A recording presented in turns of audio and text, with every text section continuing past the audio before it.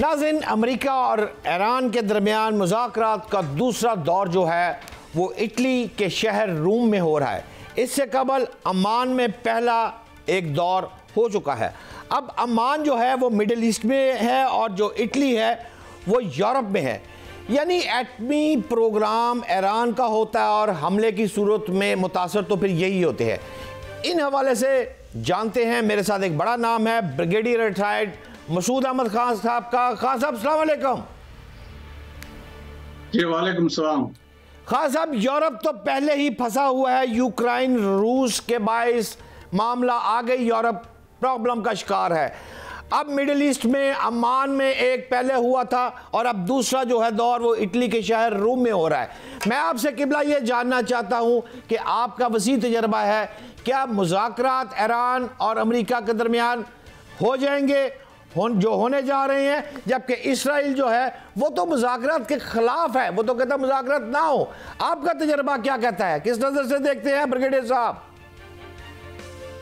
देखिए, मेरे ख्याल में एक मिसट्रस्ट है। जिस तरीके से आज ईरानियन जो फॉरेन मिनिस्टर है अब्बास ने भी यही कहा है कि हमें डाउट है, हमें शक है अमेरिकन इंटेंशंस पे। और जिस तरीके से आपने जिक्र किया है वेन्यू को शिफ्ट किया फ्रॉम ओमान टू यूरोप, तो वो कहते हैं that is the beginning of mistrust between America और ईरान। तो अभी वो है। और दूसरा देखें कि ट्रम्प ने बारहा ये चीज क्लियर किया है कि nothing less than rolling back of nuclear program और मिसाइल जो उनके डेवलपमेंट है। ईरान उस पर तैयार नहीं है, उसको वो रिटेन करना चाहता है और यही उनके रहबर की भी बात है कि हम उस पर कंप्रोमाइज नहीं करेंगे।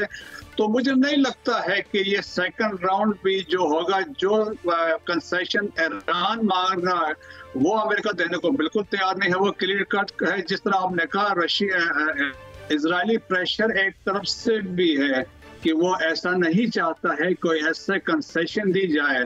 वो अल्टीमेटली वो तो चाहते हैं इनको डिस्ट्रॉय करें अल्टीमेटली। लेकिन रिसेंटली देखें जिस तरह डेवलपमेंट रीजन में हुए हैं और सऊदी जो स्पेशल एनवाई वहाँ पे गए हैं, तो वो भी एक बड़ी डेवलपमेंट है जिससे ये वाज़ेह होता है कि मिडिल ईस्ट में जो सऊदी हैं वो किसी के साथ अभी नहीं है, वो बल्कि ईरान को फैसिलिटेट करना चाह रहे हैं, कोई एक अंडरस्टैंडिंग पे जाए। तो बज़ाहिर तो फिर आपके ख्याल में यही हम समझें कि ये मामला तूल पकड़ेगी बात और ये जंग की तरफ जा रहा है, जो कि हमारे खित्ते के लिए भी बेहतर नहीं है। एम आई राइट सर? देखिए, बिल्कुल आप सही कह रहे। तूल देखिए इसको प्रोलॉन्ग करना ईरानियन इंटरेस्ट में है। अमेरिकन वो नहीं चाहते हैं कि किसी तरीके से ये तूल पकड़े। सो देयरफॉर देखें प्रेशर अमेरिका की तरफ से है, जिनके सेक्रेटरी ऑफ स्टेट की तरफ से है, स्टीव विटकॉफ की तरफ से है और प्रेसिडेंट ट्रम्प की डायरेक्शन से हैं। तो वो इसको देखें, उसने एक हफ्ते का गैप दिया था, तो वो तूल नहीं पकड़ेगा। क्योंकि अगर ये तूल पकड़ेगा तो मेरे ख्याल में ये उनके अमेरिकन इंटरेस्ट में नहीं है। देयरफॉर कोशिश होगी कि किसी नतीजे पे पहुंचा जा सके। कोशिश तो यही कि अप्रैल में बसूरत दिगर देखें जिस तरीके से बातचीत चल रही है, मुझे कोई प्रॉस्पेक्ट अच्छे नहीं लग रहे।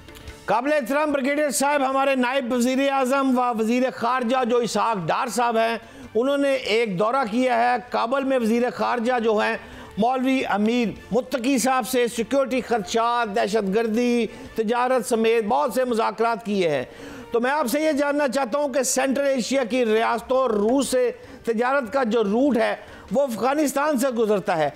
अगर काबुल हुकूमत दहशत गर्दों को कंट्रोल कर ले तो सेंट्रल एशिया से गवादर का जो तजारती रूट है फिर तो हमारे खित्ते की तकदीर बदल सकती है। ब्रिगेडियर साहब, क्या इसहाक डार साहब कामयाब होने जा रहे हैं, कोई बड़ी खुशखबरी ला रहे हैं, क्या कहेंगे? बिल्कुल, देखिए आरडीआई जिस तरह हमने बात की, अल्टीमेटली देखिए गोल तो वही है कि हमारे कनेक्टिविटी सेंट्रल एशियन नेशन के साथ हो और दैट इज थ्रू अफगानिस्तान है, पॉसिबल है। और बहुत सारे प्रोजेक्ट हैं। देखिए, एक रेलवे लाइन का प्रोजेक्ट है, उज्बेकिस्तान से तापी का प्रोजेक्ट है। तो वहां से बहुत सारे पाकिस्तान की यकीनन तकदीर बदलेगी अगर वो हालात बेहतर होते हैं। लेकिन देखें कि इसमें अवल तो कोशिश होगी, यकीनन होगी। जिस तरह पॉजिटिव सिग्नल्स आए हैं, एम्बेसडर सादिक के 2 विजिट्स हुए, एक मार्च में गए थे कि अप्रैल में गए। उसके बाद देखिए ग्राउंड्स बने हैं and subsequently this landmark visit after 3 years किसी पेशा उम्मद कुरैशी अक्टूबर 2021 में गए थे। उसके बाद से अभी फॉरेन मिनिस्टर का जाना खुश आइंद है, और जिस तरीके से वहाँ पे उनकी बातचीत की हमें इतलात आ रही है, बहुत अच्छी बात है।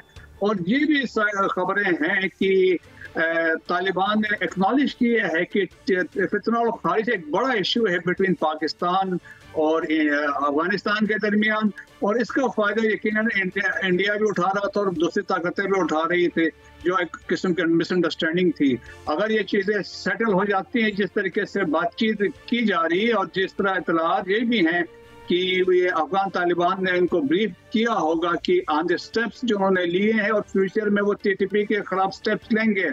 और पाकिस्तान का देखें बुनियादी एजेंडा भी यही है कि फितना और खारिज है और अमेरिकन वेपन्स हैं और वहाँ से हाइड आउट्स हैं।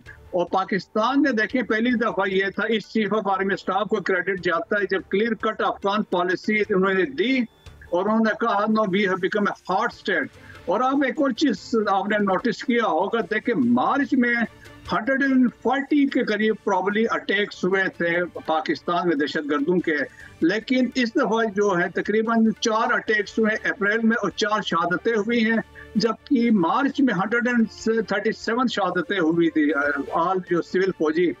तो उससे ये वाज़ेह एक मैसेज आता है कि एक रियलाइजेशन उस तरफ भी है, थोड़ा सा वहाँ पे सीरियसनेस शो कर रहा है। और पाकिस्तान ब्रिगेडियर साहब ये जो असला फरोख्त कर दिया है, आपने BBC की रिपोर्ट भी पढ़ी है, वो असल में क्या बुनियादी बात वो है जो असला फरोख्त किया गया है अमेरिका, इससे मामला बहुत बढ़ रहे हैं, क्या कहेंगे?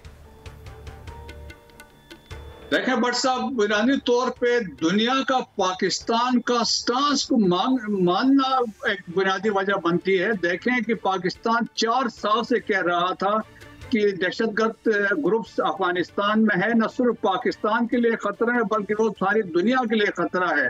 तो अभी एक वो चीज़ आप देखें कि 18 मार्च को यूनाइटेड नेशन में जो इंटेलिजेंस एजेंसीज थी, 18 इंटेलिजेंस एजेंसीज ने यूनानिमसली उन्होंने कहा कि फितना और खारिज a threat to world peace, इन्होंने इंडोर्स कर दिया पाकिस्तान को। सेकंड, पाकिस्तान ये कह रहा था भाई वेपन्स अमेरिका जो छोड़ के गया है $7.12 बिलियन के, वो सारे इन दहशतगर्दों के पास है। अब तो कंफर्म BBC ने भी किया, वाशिंगटन पोस्ट ने भी किया कि जो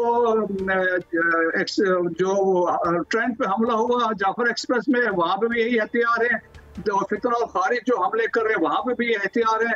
तो पाकिस्तान का वो मानना था। फिर पाकिस्तान का स्ट्रॉन्ग स्टांस देखे, जब हार्ड स्टेट की बात आती है डेपोटेशन पे हमने कोई कंप्रोमाइज नहीं किया। वी सेड की वन डॉक्यूमेंट रेजिम की बात होगी, तो पाकिस्तान ने जो एक हार्ड स्टेट का जो पोस्चर दिया, कंप्रोमाइज नहीं किया, भाईबंदी वाली बात नहीं की, हमने कोई माजरत वाला लहजा अख्तियार नहीं किया, तो मेरे ख्याल में हमारा प्रेशर भी काम आया, इंटरनेशनल प्रेशर भी आया है। तो हम तवक्को कर सकते हैं काबुल के बाद ढाका एक अच्छा लिंक बनेगा और खासतौर पर इंडिया के लिए एक सेटबैक होगा। ब्रिगेडियर साहब, आप जो बात कर रहे हैं मुझे तो फिर याद आ गया है ओवरसीज पाकिस्तानी कन्वेंशन, ये जो 2 रोज़ कबल हुआ है, इसमें मेरे army chief general Syed Asim Munir साहब ने तो वाज़ेह तौर पर दहशतगर्दों को साफ पैगाम और तंबीह भी कर दी है। वो आपने भी सुन ली है, मैंने भी सुन ली है। मैं आपसे ये जानना चाहता हूँ, क्या इन ग्रोहों से मुज़ाकरात या इन्हें कोई लास्ट चांस दिए जाने का इम्कान है, कोई रिलीफ कुछ बनता है, निगोसिएशन बनती हैं, या फिर अब इनसे हार्ड स्टेट बनकर ही हमने निपटना है? ये तय है,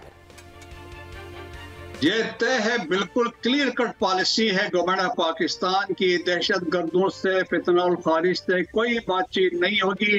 द ओनली थिंग वो सरेंडर करें, आके पाकिस्तान के आइन के कहें हम के तहत यहाँ पे आके स्ट्रगल पीसफुली करना चाहते हैं, तो वो बातचीत हो सकती है। वैसे कोई बातचीत नहीं होगी, यकीनन बातचीत होगी बलूचिस्तान में नेशनलिस्ट पार्टीज के साथ होंगी, और बाकी अफगानिस्तान में है तो अफगानिस्तान के गवर्नमेंट से बातचीत होगी, लेकिन दहशतगर्दों से नहीं बात होगी जो पाकिस्तान में हमले कर रहे हैं, पाकिस्तान में हमारे जो इनोसेंट सिविलियंस को, सिक्योरिटी फोर्सेस को निशाना बना रहे हैं। So there will be no compromise as far as this जो बातचीत है। काबिल एहतराम ब्रिगेडियर साहब, आपने देखा कि MBS भी मुतरक हो गया है, मोहम्मद बिन सलमान सऊदी अरब से एलची खत, सारी बातें आपके इल्म में है। को खुशखबरी गज़ा के बारे में है या हम रोते ही रहेंगे, हम लाशें ही उठाते रहेंगे, इसी तरह चलता रहेगा, इसी तरह में नौकरी होनी है? गजा के बारे में ये है कि एक प्रपोजल अमेरिका ने दिया है जिसको हमास ने ऑलमोस्ट एक्सेप्ट कर लिया है और तवक्को की जा सकती है कि इस पे कोई कंप्रोमाइज, इस पे बातचीत तो आगे हो जाएगी नेक्स्ट, हो सकता है हफ्ता 10 दिन में। इजराइल नहीं चाहता है, और आपको पता है रीजन की अभी 30 उन्होंने एक नया सिक्योरिटी जोन रफा में बना लिया है और वहां पे आके खुद फिजिकली वो बैठ गए हैं और 3 कॉरिडोर्स उन्होंने बना लिए हैं और गजा को डिवाइड कर दिया है, 2 हिस्सों में कर दिया है। और तो देखें नेतन्याहू का अपना सर्वाइवल इसी तरह जब इसको प्रोलॉन्ग करे, रीजन में गड़बड़ होती रहे, ईरान पे हमले हों, तो ताकि वो उसकी स्किन बची रहे, क्योंकि द मोमेंट यहाँ पे पीस होता है सबसे पहले जेल में जाने वाला नेतन्याहू है। ब्रिगेडियर साहब, मेरा आपसे आज का आखिरी सवाल है। मैं जहाँ जाता हूँ, चनियोट जाता हूँ, लोग नारे मारे, फौलाद निकल आया, लोहा निकल आया, तांबा निकल आया। मैं अगर आगे बलूचिस्तान की बात करता हूँ, KPKP की बात करता हूँ, तो मुल्क में बहुत सारे मादनियात की बातें हो रही हैं और लोग खुश हैं। आपके पास कोई इन्फॉर्मेशन इंटरनल है कि पाकिस्तान में ये सोना चांदी, ये बहारें आ रही हैं, ये क्या है?